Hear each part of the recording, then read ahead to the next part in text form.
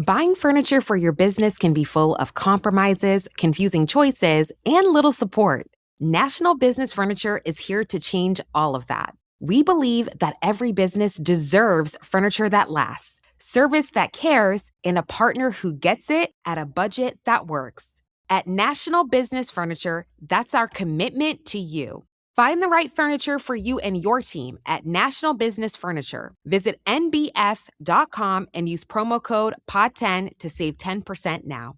What if you could finish your college degree faster and save thousands while doing it? With Study.com, you can earn online college credit for $95 a month. Choose from hundreds of self-paced online college courses. You can study from your phone or computer on your schedule and earn college credit that transfers to over 2,000 colleges and universities nationwide. So whether you're looking to knock out your gen eds or complete your degree, Study.com gives you a smarter, more affordable way to move forward. Go to Study.com/podcast to start earning college credit and get 10% off your first month. That's Study.com/podcast.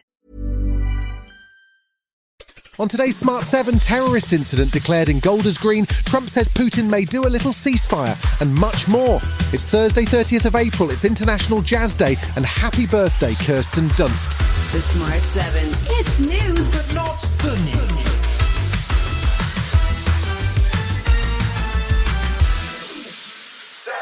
Police declared a terrorist incident on Wednesday as two Jewish men were stabbed in North London. The men, who were 76 and 34, were stabbed in the Golders Green area by a man who was tasered and arrested by police and has since been identified as a British national born in Somalia who has a history of serious violence and mental health issues. Once again, a group linked to Iran, Harakat Ashab al-Yamin, claimed credit for the attack online, but it has not been verified. Met Police Chief Mark Rowley says his officers have dealt with more than 20 Iranian-originated plots over the last number of years. This is an attack on one community. An attack on one community is an attack on all London's communities. This was an attack on Londoners. It is an attack on British Jews. The Jewish Leadership Council said that the number of attacks and the frequency feels relentless, adding that security measures alone are not the answer. The Prince and Princess of Wales were among those expressing solidarity after the attack, and Prime Minister Keir Starmer spoke in the Commons after holding a Cobra meeting on the incident. It is deeply concerning to everyone in this House. There is now a police investigation, and I think we all need to do everything we can to support that investigation. There was some good news for the economy on Wednesday as AstraZeneca, Britain's biggest pharmaceutical manufacturer, announced that it was resuming large-scale projects in the UK that had been paused last year. That will see an investment of over £300 million and could be a good sign for the government in terms of future economic growth. King Charles continued his diplomatic mission in the US, travelling to New York, where he and Queen Camilla paid tribute to the victims of 9/11 and met with New York Mayor Zohran Mamdani. Back in the UK, Parliament is due to wrap up before the local elections, so Prime Minister's question time had an end-of-term feel as Tory leader Kemi Badenoch was on the attack. Her cultural reference library may need some updating, though. This government is like a bad episode of Game of Thrones. His own people have turned against him, and all the while, the Prime Minister is holed up in his castle, wetting himself about a visit from the King in the North. The Prime Minister was unimpressed, presumably because Game of Thrones ended in 2019, but he was happy to take a look back at history too. I changed my party, I won a general election. She's changed her party, Mr. Speaker, because when I became leader of my party, their party was 3 times the size it is now.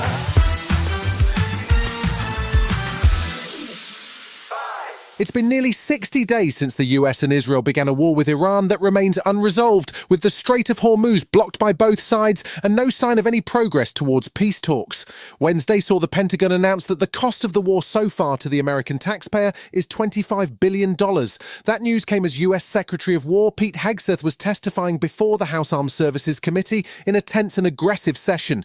Hegseth criticised Democrats as the military's biggest adversary, even as he ducked and dodged on questions about how much more he intended to spend or why the war started in the first place. Well, their nuclear facilities have been obliterated, so we know where any nuclear material reclaiming might be. my time for We're just a quick second here. We had to start this war, you just said, because the nuclear weapon was an imminent threat.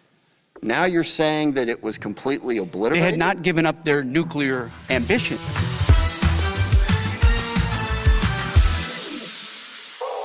Donald Trump hinted at a potential ceasefire between Russia and Ukraine on Wednesday evening. He told the media in the Oval Office that he'd had a long call with President Putin and that he thought he might do a little ceasefire. It's the first sign of any movement on peace since the war in the Middle East began, and it might be inspired by the prospect of more EU support for Ukraine, now that Viktor Orban is no longer in a position to block aid and loans.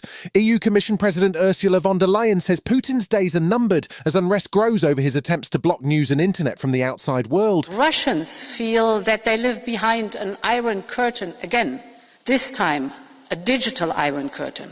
If history has one lesson, it's that all walls eventually fall. Still to come on today's Smart 7 in association with Metro, Arsenal and Atletico deadlocked in Madrid, and Billie Eilish is live in 3D right after this.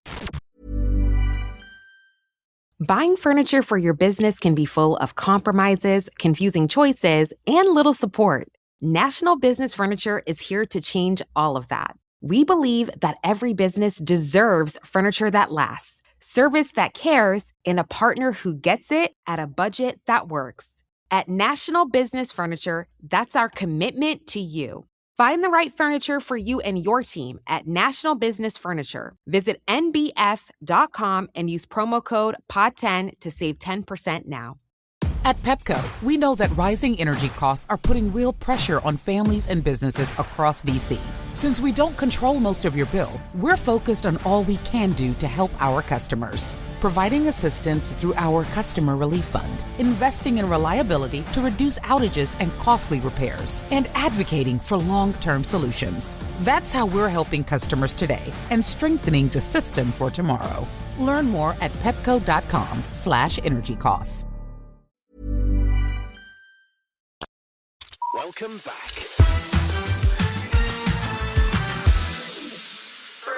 Wednesday night saw the second of this week's Champions League semi-finals get underway. This time it was Arsenal on the road to face Atletico Madrid, who knocked out Barcelona at the quarter-final stage. Mikel Arteta's men maintained a perfect unbeaten record in the league round, so the stage was set for an almighty battle which ended in a draw, with both sides scoring from the penalty spot. Arsenal were denied another penalty in the 80th minute, which infuriated their manager, but he was staying focused as his team also battled for the Premier League title. I mean, we are in an incredible position. Semi-final of the Champions League, we have to play in front of our people.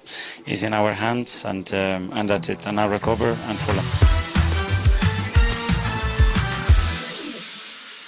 Last year, Billie Eilish toured the world, performing her Hit Me Hard and Soft album to over 1.5 million people. The tour included a 4-night stop in Manchester for shows that were filmed and are now being released as a live concert film. The movie is in 3D, and bizarrely, Eilish co-directed it with none other than James Cameron, the legendary director of Titanic and Avatar. She says he called her up in part because her mother knows his wife. She spoke to Sky on the blue carpet about fame and the lessons she would share with her younger self. My younger self, I would say take it easy on yourself. Don't worry so much, maybe. I don't know. I mean, it's inevitable to worry so much. I guess, like, be patient and be kind to yourself and, like, stop going on diets at 11.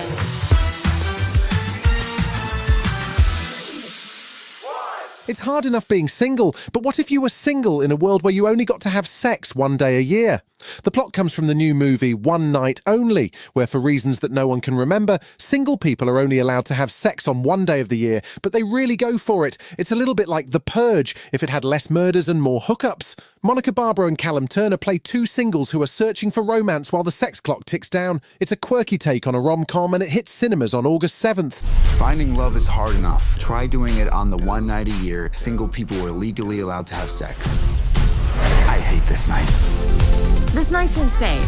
I just want to find, like, a good guy. We're gonna go slow. We're gonna make good choices. Allie, this is Tayshawn. Hello. We met in line for the bathroom. What? Yeah. No. Can I get a whiskey? You've been listening to The Smart 7. We'll be back tomorrow at 7 a.m. Hit that follow button and have a great day. Give us 7 minutes and we'll give you the world. What if you could finish your college degree faster and save thousands while doing it? With Study.com, you can earn online college credit for $95 a month. Choose from hundreds of self-paced online college courses. You can study from your phone or computer on your schedule and earn college credit that transfers to over 2,000 colleges and universities nationwide. So whether you're looking to knock out your gen eds or complete your degree, Study.com gives you a smarter, more affordable way to move forward. Go to Study.com/podcast to start earning college credit and get 10% off your first month. That's Study.com/podcast.